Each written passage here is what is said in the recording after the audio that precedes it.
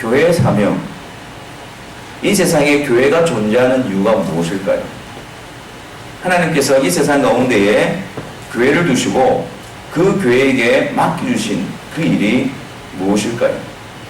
다른 데서는 들을 수 없고 다른 곳에서는 얻을 수 없는 오직 교회에게만 주신 사명, 하나님이 교회를 세우신 목적, 그 존재 이유, 그것이 무엇일까요? 오늘 본문을 통해서 세례요한과 또 그의 제자들, 그리고 그들을 부르시는 예수님을 통해서 우리가 한번 교회의 사명이 무엇인지, 하나님께서 이 세상 가운데 교회를 세우신 이유가 무엇인가를 다시 한번 더 확인하고 살펴보는 시간이 되기를 바랍니다. 여러분, 세례요한은요 계속해서 예수님에 대해서 증거하고 있습니다. 35절 말씀을 한번 보십시오. 35절 말씀해 보니까 또 이튿날 요한이 자기 제자 중 두 사람과 함께 섰다가 예수께서 그니심을 보고 말하되 보라 하나님의 어린 양이로다. 또 이튿날, 그 전날에 무슨 일이 있었습니까? 세례요한이 예수님에 대해서, 그리스도에 대해서 증거하고 있었는데 예수님이 세례요한에게 세례를 받으시기 위해서 가까이 왔습니다. 그리고 성령이 비둘기같이 예수님에게 임하는 것을 보고 세례요한이 바로 그 예수님이 자신이 증거했던 그리스도라는 것을 알게 되어졌습니다. 그래서 그 예수님을 향해서 보라, 세상 죄를 지고 가는 하나님의 어린 양이다. 그가 바로 하나님의 아들로서 하나님이 약속하신 메시아 그리스도이시다 라는 것을 증거했습니다. 그리고 그 다음날, 그 이튿날 요한이 자기의 제자들과 함께 가는데 예수님이 다니시는 것을 보았습니다. 그러자 또 요한은 그 예수님에 대해서 이렇게 증거합니다. 보라 하나님의 어린 양이다. 그 예수님이 그리스도로서 하나님의 아들로서 세상 죄를 담당하시기 위해서 오신 하나님의 어린 양이다 라고 증거하고 있는 것입니다. 세례요한은 예수님에 대해서 계속해서 세상에 대하여 증거하는 자였습니다. 이 세상 사람들이 원하는 예수 말고, 이 세상 사람들이 듣기 원하는 그 예수 말고 하나님께서 보내신 그의 아들 예수 그리스도를 증거하는 자였습니다. 세상 사람들이 환호하고 세상 사람들이 만나기를 원하고 세상 사람들이 듣기를 원하는 그 예수님이 아니라 하나님께서 약속하시고 하나님께서 보내시로 작정하시고 하나님의 아들이신 세상 죄를 담당하시기 위해서 구주로 보내신 예수 그리스도로 세례요한은 증거하고 있는 것입니다. 그런데 이 세례요한이 예수님에 대해서 증거하게 될 때에 어떤 일이 일어나는지 한번 보십시오. 37절 말씀. 37절 말씀에 두 제자가 그의 말을 듣고 예수를 따르거늘, 이 두 제자는 세례요한을 따르던 제자들이었습니다. 근데 세례요한이 예수님에 대해서 증거하니까 이 제자들이 그 예수님에 대한 증거를 듣고 누구를 따라오고 있습니까? 예수님을 따라가고 있습니다. 방금 전까지는 세례요한이 제자들이었습니다. 세례요한과 함께 있었습니다. 그런데 그 세례요한의 증거를 듣고 예수님을 따라가고 있습니다. 어떻게 이런 일이 벌어질 수 있을까요? 여러분, 이것은 바로 세례요한이 그의 제자들까지도 예수님께로 인도하기 위하여 준비시켜가고 있었다는 것을 알게 되어집니다. 세례요한에게 있어서는 너희들은 내 제자다, 나를 따라야 된다, 거기에 관심 있는 것이 아니었습니다. 자기 가까이 둔 제자들까지도 구약 성경을 통하여 그리스도가 누구이신가를 증거하였고, 그리고 예수님이 그리스도로 오셨을 때 그 예수님을 향하여 제자들에게 인도하고 그 예수님께 나아갈 수 있도록 세례요한은 그의 제자들을 준비시켜 놓고 있었던 것입니다.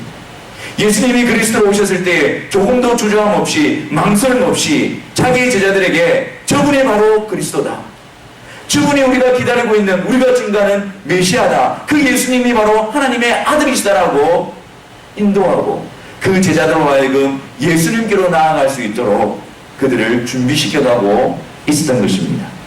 세례요한, 내가 얼마나 많은 제자들을 거느리느냐, 그게 중요한 것이 아니었습니다.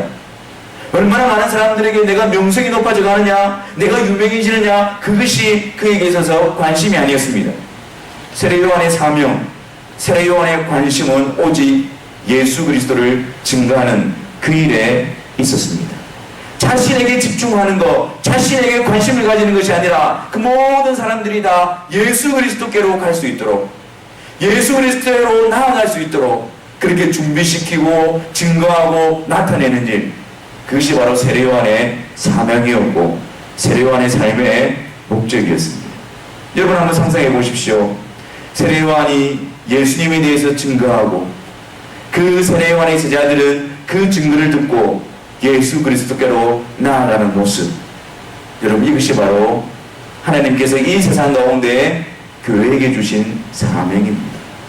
하나님께서 예수 그리스도로 말미암아 성도 한 사람 한 사람을 하나님의 자녀 삼으시고 그들을 이 세상 가운데 두신 이유입니다. 우리가 이 세상 가운데서 예수 그리스도를 증거하고 예수님만이 하나님의 아들이시고 우리 죄를 대신 담당하시기 위해서 오신 구주이심을 증거하고 세상 사람들은 우리의 증거를 들어 우리에게로 오는 것이 아니라 예수 그리스도께로 나아가게 하는 것, 그것이 바로 교회된 우리들의 사명입니다. 이러한 모습이, 이러한 역사가 우리 교회 가운데에 늘 풍성해지기를 소망합니다. 우리 삶 가운데에 이것이 우리의 사명이고 이 세상에 하나님이 우리를 세우신 목적이라는 것을 확신하시기를 바랍니다. 그래서 우리 주변에 있는 사람들, 우리의 가족들, 우리의 자녀들, 우리의 친구들, 우리의 가까이 있는 교제하고 있는 사람들에게 예수 그리스도를 증거하여 그들이 우리의 증거를 보고 듣고 예수 그리스도께로 나아가는 그런 놀라운 역사의 도구로 쓰임받으시기를 바랍니다.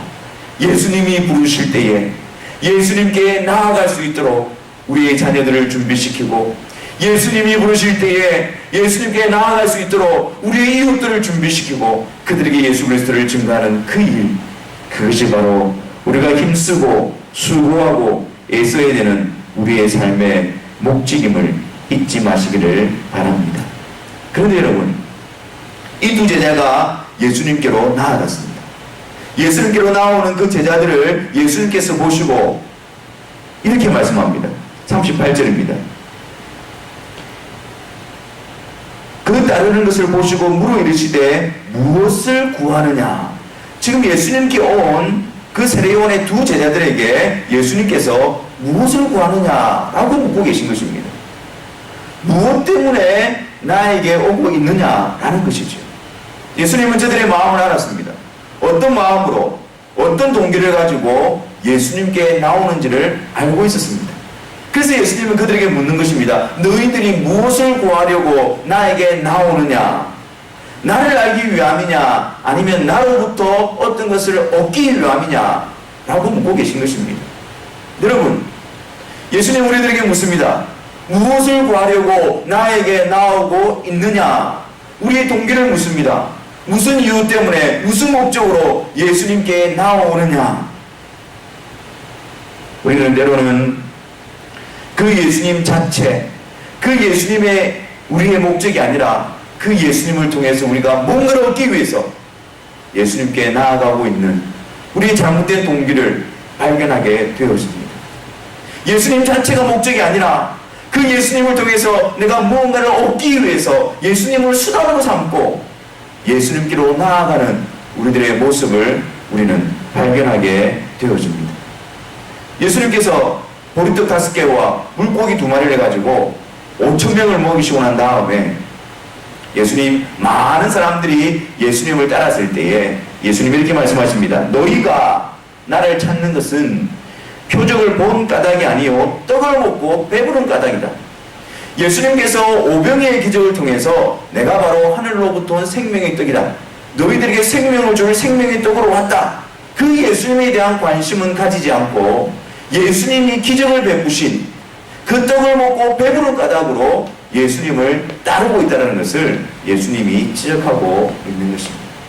여러분, 여러분들은 무엇을 구하려고 예수님께로 나오고 있습니까? 예수님 그분입니까? 아니면 예수님을 통해서 내가 원하는 것을 얻기 위함인 것입니까? 하지만 여러분, 염려하지 마십시오. 이 예수님은 그 두 제자들을 향해서 정죄하거나 심판하거나 내어쫓는 것이 아니고 이렇게 말씀합니다. 와서 보아라. 와보라. 그들을 받아주고 계십니다. 그리고 그들과 함께 가시면서 예수님 그분이 누구신가를 그들에게 나타내 보여주십니다. 그들을 내어쫓는 것이 아니라 그들을 품으시고 그들과 함께 가시고 그들에게 와보라, 그들에게 예수님이 누구이신가를 바른 믿음을 가질 수 있도록 그들에게 보여주고 계신 것입니다. 그렇습니다. 여러분, 때로는 우리가 잘못된 동기로 잘못된 이유로 예수님 앞에 나올 수 있습니다. 예수님은 그런 우리들을 부르시고 와서 오라, 우리들과 함께 거하시고 우리들에게 예수님을 보여주심으로 예수님에 대한 바른 믿음을 가져갈 수 있도록 그렇게 역사하시는 분이 바로 우리 주님이십니다. 마태복음 11장 28절과 29절에 보면 예수님께서 이렇게 말씀하시죠. 수고하고 무거운 짐진 자들아 다 내게로 오라, 내가 너희를 쉬게 하리라. 나는 마음이 온유하고 겸손하니 나의 멍에를 메고 내게 배우라. 그리하면 너희 마음이 쉼을 얻으리니 이는 내 멍에는 쉽고 내 짐은 가벼움이라 하시니라. 하나님의 부르심을 받아 예수 그리스도께 나오는 자는 누구든지 예수님이 함께하여 주시고 예수 그리스도 안에서 그들을 세워 주십니다.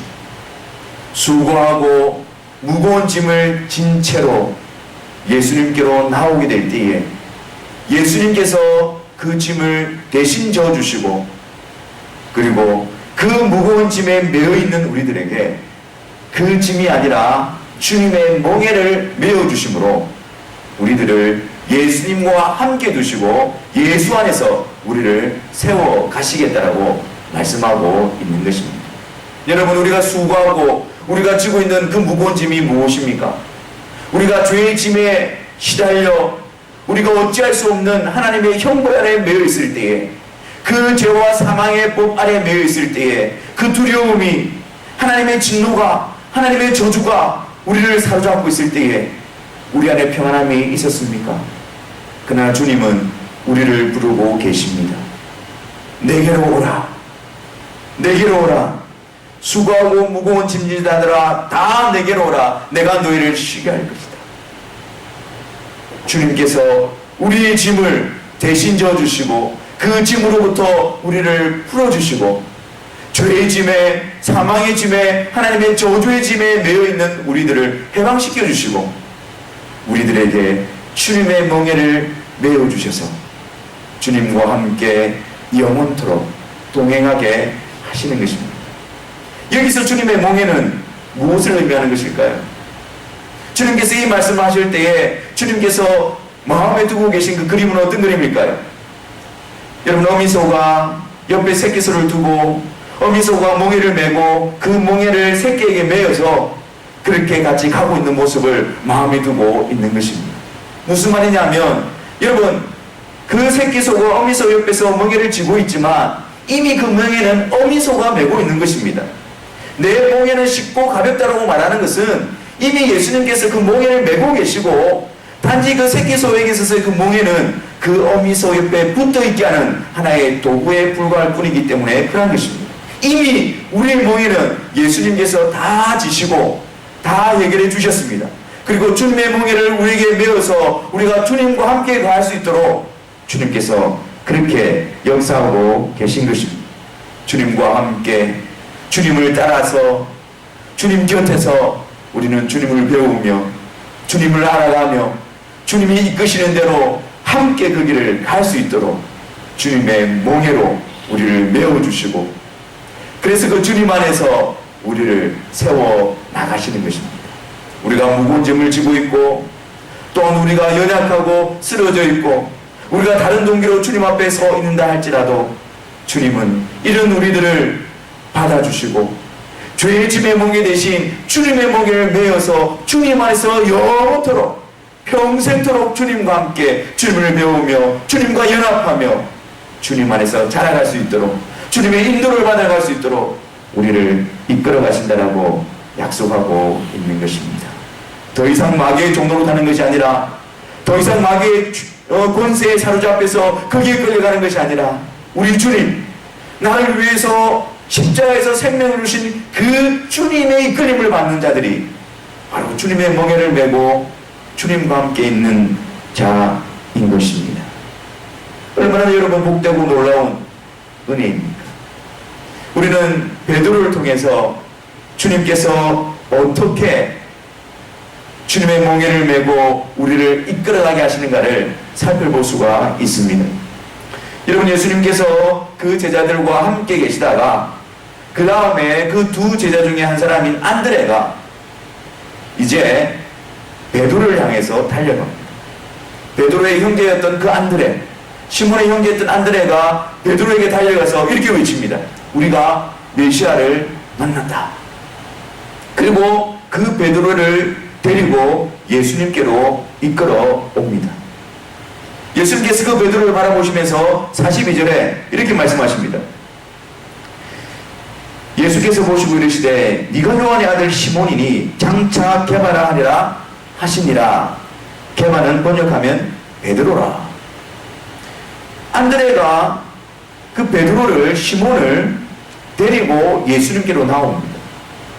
그 베드로를, 시몬을 예수님께서 보시고 이렇게 말씀하십니다. 네가 지금은 요한의 아들이지만 장차 너는 베드로가 될 것이다. 너는 지금 요한의 아들 시몬이지만 지금 너는 아담의 죄의 우선에 빠져있는 자이지만 지금 너는 부족한 자이지만 그러나 내가 너를 장차 게바가 되게 할 것이다. 반석이 되게 할 것이다. 너는 지금 고기를 낳는 어부이지만 장차 내가 너를 사람을 낳는 어부가 되게 할 것이다 라고 말씀해주고 계신 것입니다. 여러분, 우리가 베드로의 모습을 알고 있지 않습니까? 베드로 예수님의 제자로서 3년간 예수님과 함께 거했습니다. 일이 있을 때마다 자기가 가장 앞장서서 열심을 나타내었던 자입니다. 주를 위해서 목숨까지도. 다른 사람들은 다 주를 버릴지라도 저는 버리지 않겠습니다라고 호언장담했던 자가 바로 베드로였습니다. 그런데 그런 베드로, 여러분, 그 끝이 어떠합니까?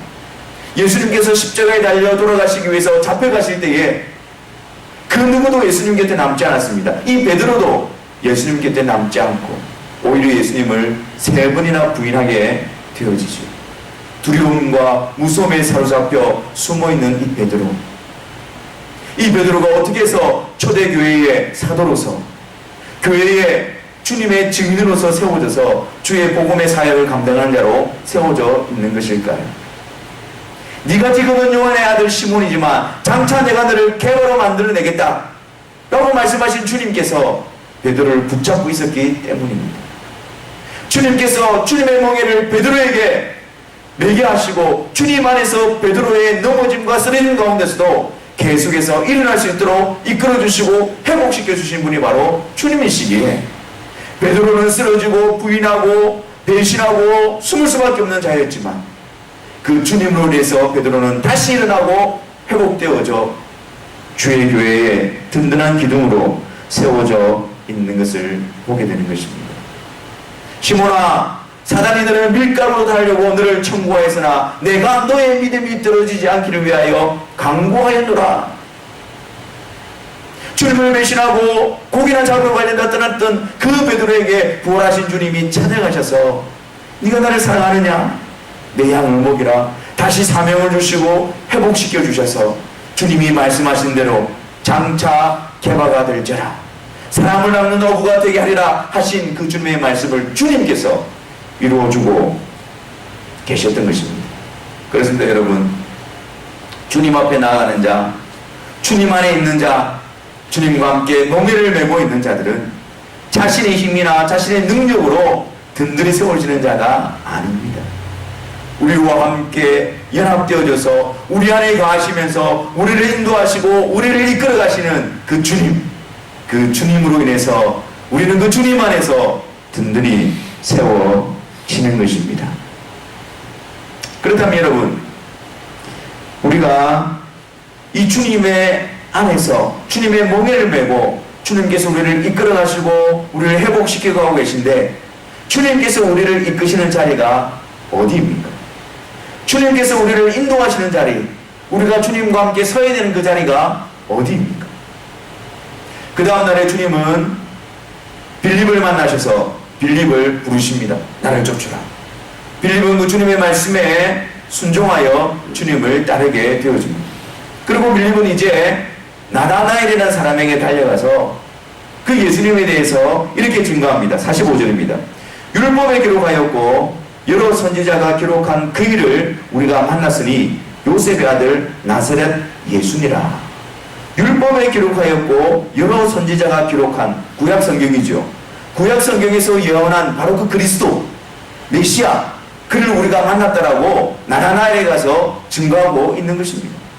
여러분, 이것을 볼 때에 그들은 세례요한의 제자들로서 구약 성경을 통해서 그리스도가 오실 것을 기다리고 있는 자들이었습니다. 그리고 급기야 예수님을, 그리스도로 오신 예수님을 만나게 되어졌고 그 예수님을 증거하고 있는 것입니다. 율법에 기록하였고 여러 선지자가 기록한 그 일을 우리가 만났다라고 말하고 있는 것입니다. 그가 바로 요셉의 아들 나사렛 예수니라. 근데 나다나엘의 반응이 어떠합니까? 나다나엘의 반응은 어찌 나사렛에서 선한 것이 날 수 있겠느냐라고 부정적인 반응을 이야기합니다. 왜냐하면 구약 성경의 선지자들의 예언에 보면 메시아는 예루살렘에서 나게 될 것이라고 예언을 하고 있거든요. 그런데 예수님은, 메시아라고 하는 예수님은 어디 출신입니까? 나사렛 예수라고 말하고 있지 않습니까? 그래서 나다나엘은 나사렛에서 무슨 선한 것이 날 수 있느냐, 메시아는 예루살렘에서 나는 자다 라고 말하고 있는 것입니다. 근데 사실 예수님께서 유다 땅 베들레헴에서 나셨지만 그가 자라났던 지역이 나사렛이었기 때문에 나사렛 출신 예수라고 말하는 것이지, 예수님이 구약의 예언대로 유대 땅 베들레헴에서 나신 것이 맞는 것이죠. 빌립은 계속해서 그 나다나엘을 예수님께로 인도합니다. 와보라. 너의 편견과 너의 선입관을 제하고 그 나사렛에서 오신 예수님 그리스도, 그분께 나오라고 끌고 갑니다. 그 나다나엘을 보고 예수님은 이렇게 말씀합니다. 그를 가리켜 가라사대, 보라, 이는 참 이스라엘 사람이라 그 속에 간사한 것이 없도다. 나다나엘이 오고 있는데 예수님이 나다나엘을 향해서 그렇게 말씀하시는 것입니다. 나다나엘이 깜짝 놀라는 것이죠. 아니, 예수님이 나를 어떻게 아시는가?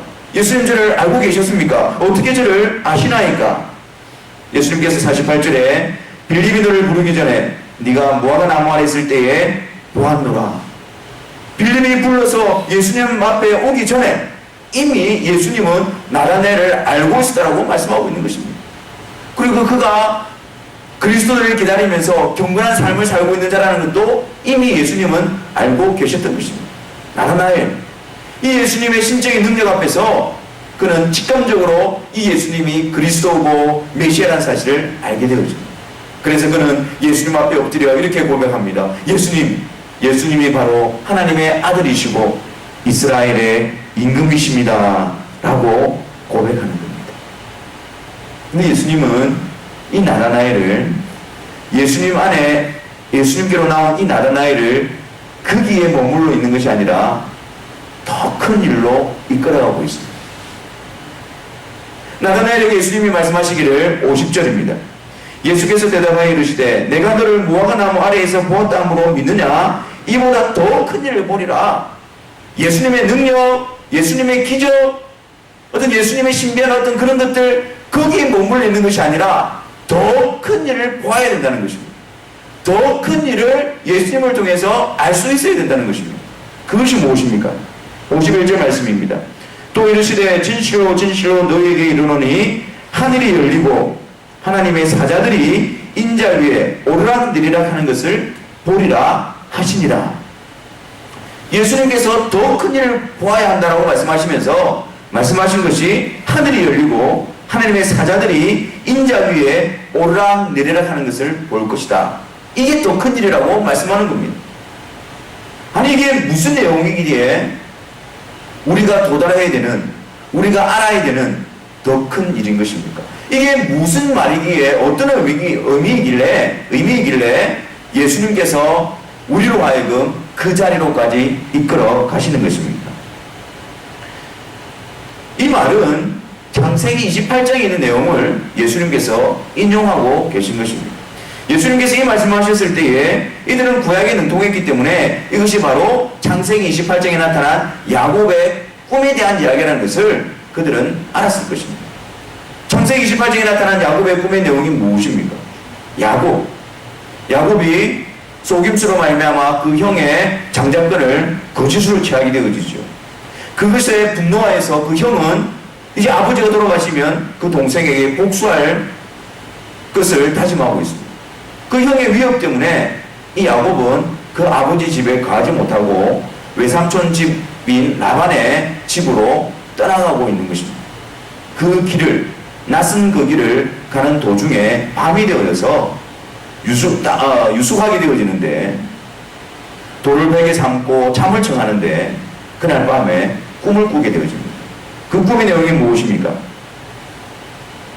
그 꿈의 내용이 창세기 28장 12절에 나타나는데요. 꿈에 본즉 사닥다리가 땅 위에 섰는데 그 꼭대기가 하늘에 닿았고, 또 본즉 하나님의 사자가 그 위에서 오르락 내리락 하고.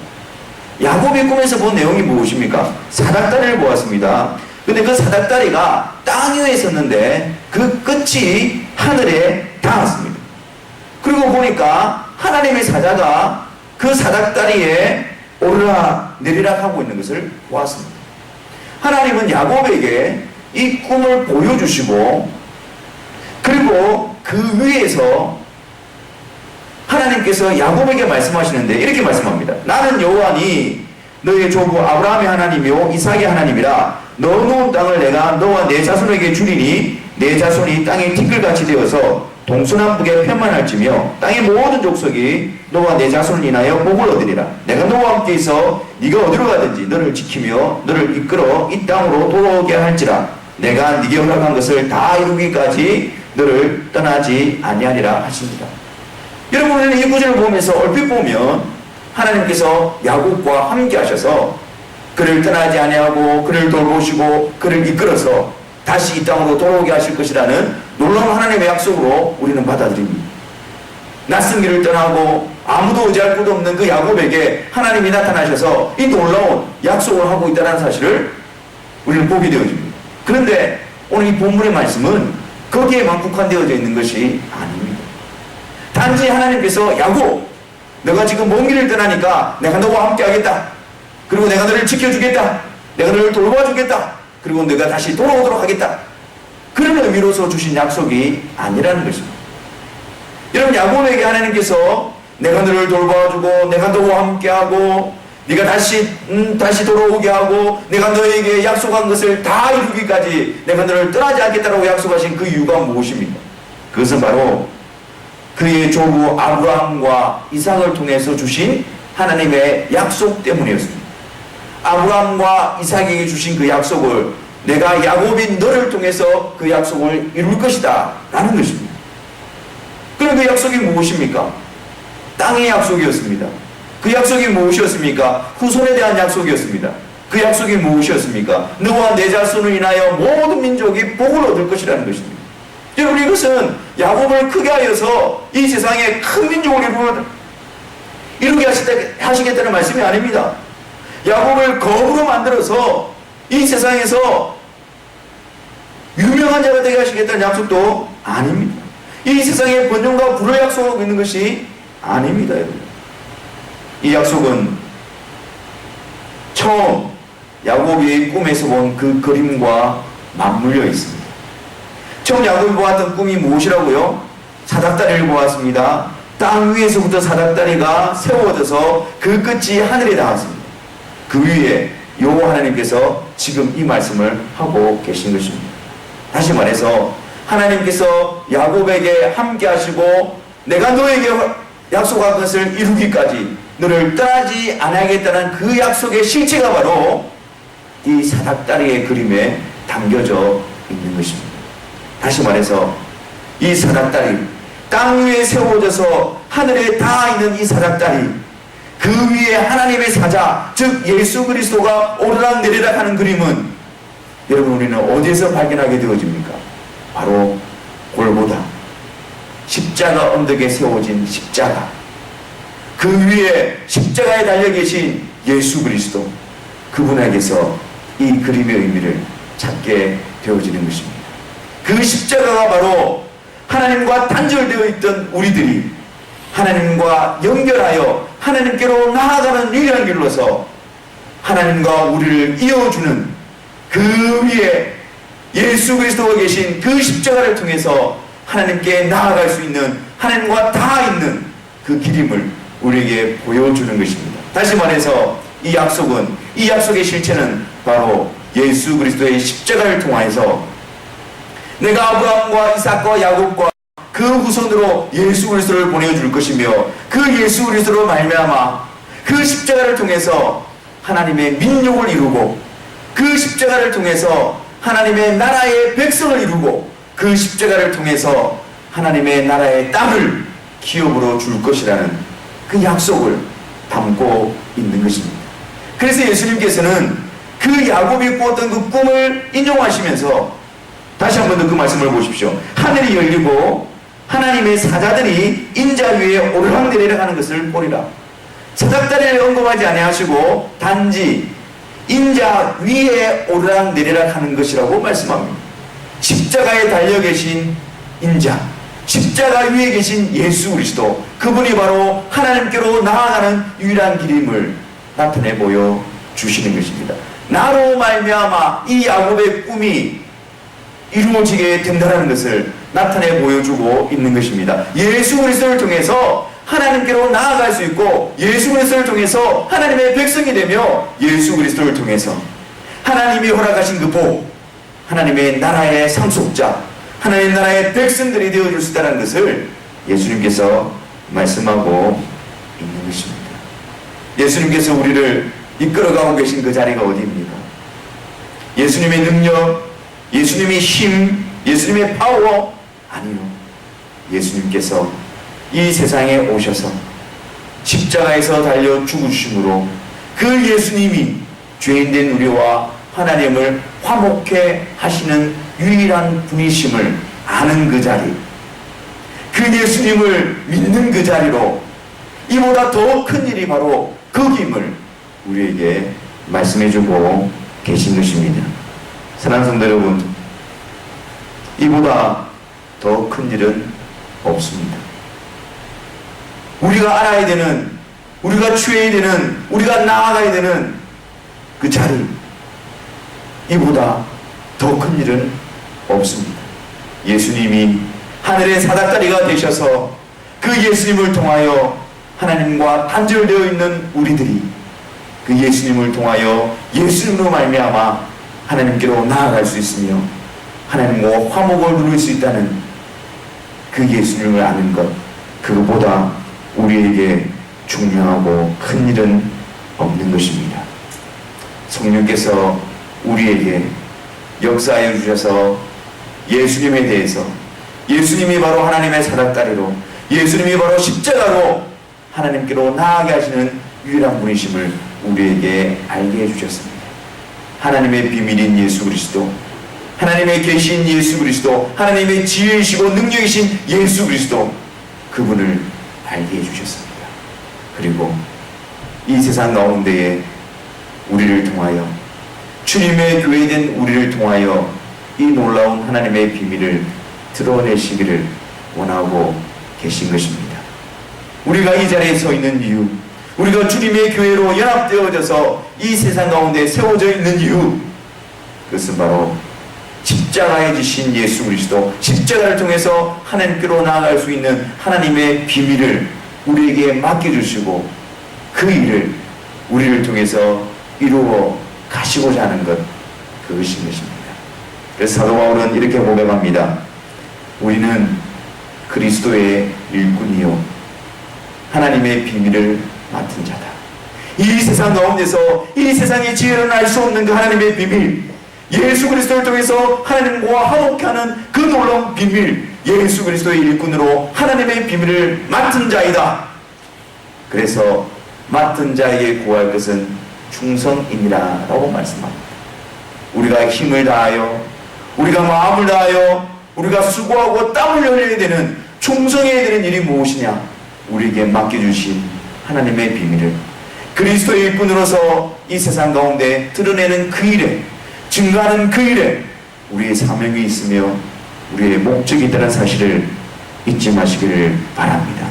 그래서 주님 오시는 그날까지 우리 안에 펼쳐진 하나님의 비밀이신 예수 그리스도 안에 충만케 되어지고 그 예수 그리스도를 그리스도의 일꾼으로서 충성되게 신실하게 증거하시는 저와 여러분들이 되시기를 주님의 이름으로 축원합니다. 기도하겠습니다.